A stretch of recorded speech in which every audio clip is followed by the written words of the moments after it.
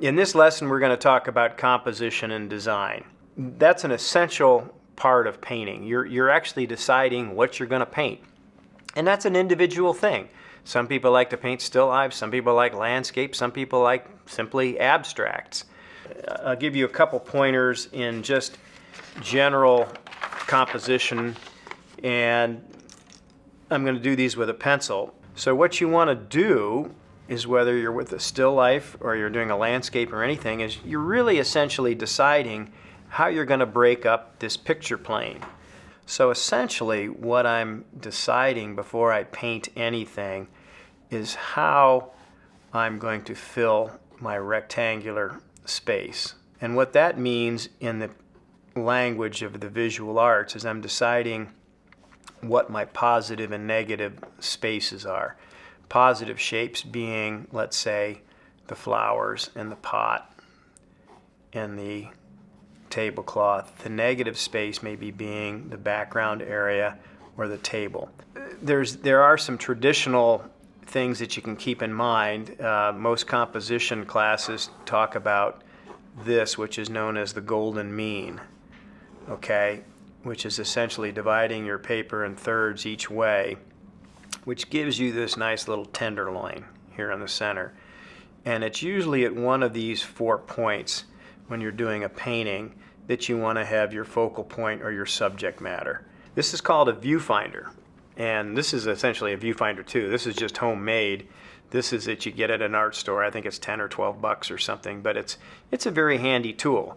And if you lack both of those, simply box your fingers in a rectangular format, either horizontally or vertically, such that you're still in the process of framing up your why. That's what you're doing. You're trying to say, you know, that thing that's exciting to me, or that landscape or that still life, what's the best way I can frame that up in a rectangular format that looks good? And you need to trust yourself on this. You know, it's very much like when you're taking a photograph with a camera.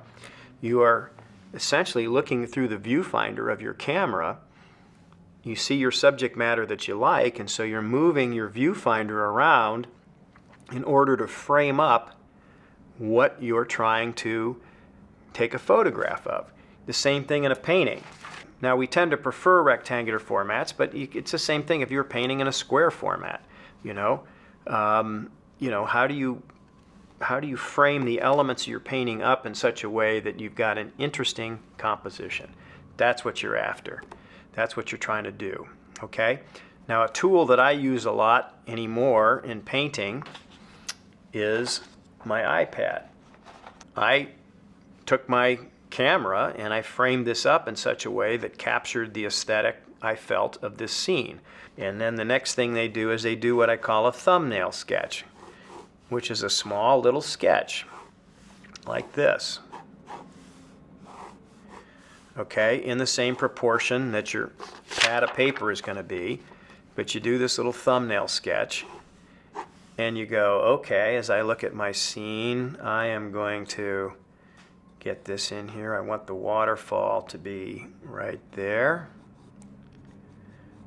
All right, and I want this slope coming up here, and I want these cliffs and these rocks to come up here, and then I've got this big tree in the foreground here.